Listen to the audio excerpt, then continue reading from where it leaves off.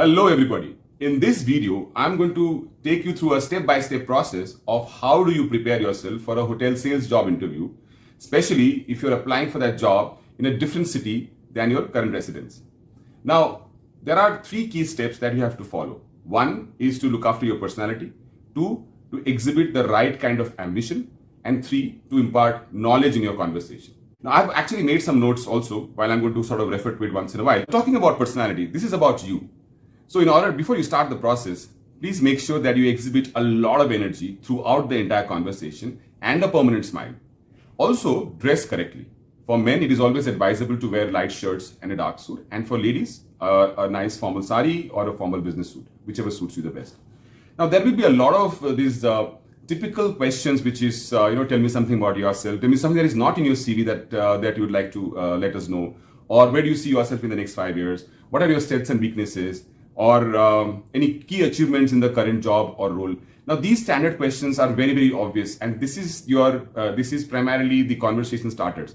So, therefore, please make a note about some of these things that you want to impart in your conversation. One ideal way of doing it is also to look at the job description and see what are the traits that the job is requiring, and try and match some of these attitudes that you have with the requirements of the job. Please be authentic. Don't try to make up for something that you not really are, because it cannot last long in the process of the conversation. Another key question that you need to sort of answer is, why are you planning to leave the current job, or why are you applying in this new job? This is the question that you need to be very authentic at. Talk about you wanting to work in a new market, you want to work in a new segment, you want to see something new. So, there are some key traits that every sales person requires to exhibit. Some of the things are communication capability, confidence, being creative, being competitive, then being persistent, being able to prioritize stuff, having problem-solving abilities, things like honesty, integrity, being an active listener and a good team player, and also very, very optimist in nature, strategic in thought process, exhibiting a lot of enthusiasm, and of course empathy, because these are the skills required for a good salesperson in his job role. So these are some things that you must sort of integrate in your conversation in questions such as, tell me something about yourself, tell me your strengths and weaknesses. Now, project the weaknesses as opportunities and not really as weaknesses. The other part now is about your ambition. One thing that you must keep in mind is that if you are an ambitious person, it works for the business because you have to also grow the business and therefore fulfill the ambition of the business. Therefore, please be a lifelong learner, and please try to acquire new skills. And if you have done that in the past, which you should ideally, then make a note of the skills that you acquired and also impart that in your conversation. And talking about a new skill, it could be as simple as learning how to make an Instagram reel. But if that is a skill that you have acquired, then please make sure that you project yourself as a lifelong learner, and then you're trying to learn new things every day. Now, coming to the core preparation part. This is going to be really long, so be patient. And I'll kind of break it down into some steps for ease of understanding. The first thing is, know the person that you're talking to. The second part is, learn about the product, its marketplace, and its competition. The third thing is, what are the possible challenges that the business kind of currently faces? And the fourth part is, what kind of a value will you bring to that role? For the first part, for people who are who you are going to talk to, their profile is available on LinkedIn. Please go and look at the profile and make some notes. This will also help you to build some conversation starters. They could be from the same college that you belong to, or school that they belong to, and an organization that you're currently working or worked in the past, and they may have also. And therefore, you may have some common friends, common acquaintances, which could help you to bring up the conversation. But it's important that you look at the profile of the person that you're talking to, so that you have some knowledge about that person. The second part is about the product.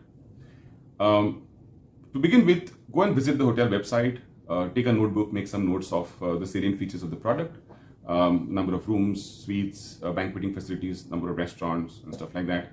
Look at the location of the hotel in the map, and try and figure out what are the nearby attractions, corporate hubs, how far is it from the airport, business district, entertainment areas, to be able to get a holistic understanding of where the product is located. And then move on to TripAdvisor and look up for the hotel in TripAdvisor. In TripAdvisor, since it's a free field, you would see that hotel descriptions are much better mentioned from a sales perspective as compared to the hotel website, because hotel website is also bound by different different borders and different places, so it's very difficult to find information sometimes in a flow. So go through the TripAdvisor, and there in the TripAdvisor you'll also see that they recommend similar hotels. Now this is something that you can start to look at to be able to get a sense on what are the competitions of the hotel. If it is a part of an important brand, then it is easy to sort of find out similar sounding brands which could be competition. But even for an unbranded hotel, looking at the overall ratings that customers have provided and similar comparable products, you'll start to make a sense on which are the possible competition. Start reading some reviews of that the customers have posted about the hotel. If there are a lot of a certain kind of reviews, whether positive or negative, make a note of that, because that is kind of what are the product strengths and what could be product opportunities that you could also sort of get a sense on.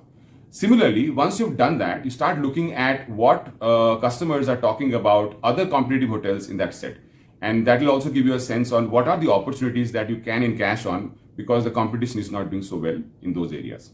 To add more to this, while you are doing your research about the hotel location, also see familiar sounding corporate names that you have dealt with, or convention centers, anything that could be demand or business driver for that hotel, and make a note of that, because this is primarily going to be holistically adding to your knowledge of the product vis-a-vis where it is located and what could be the business highlights.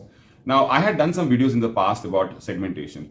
I have put them on the link below. Please have a look at that, because this next step, you need to sort of also understand what would be the dominant segments that the hotel deals with. Now, if the hotel has a substantial number of rooms with adequate size of banquets, then it is quite sure that it is also dependent on MICE business. And therefore, if you are a capable MICE player, then that will help you in your conversations.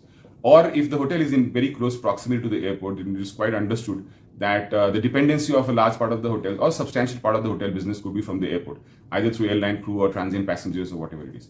Or if it is located close to a large convention center, then you can also create a relationship on the dependency of the hotel. So do some reading on the product features, combine it with the marketplace that is located in, and try and make some assumptions of what are the important or key segments that the hotel is dealing with. Now, you have now been able to create a holistic image of the hotel once you follow these steps. Now, the most important part is to be able to see yourself fitting into the role that you're applying for. For that, start with your past experience of handling these key segments.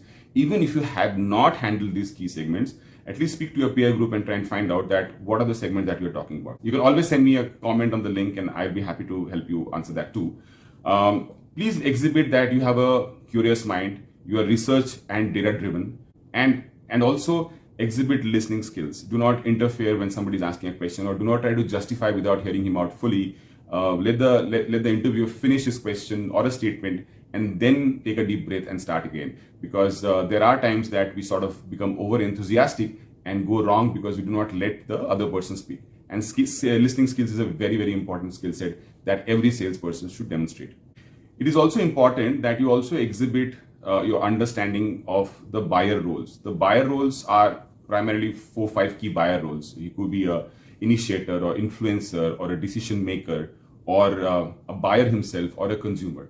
So please also relate to the experiences that you have had with your interactions in your past with people with different buyer roles. So overall, these are the 3-4 things that you must remember to be able to fit yourself, or to be able to project that you fit yourself well in the job.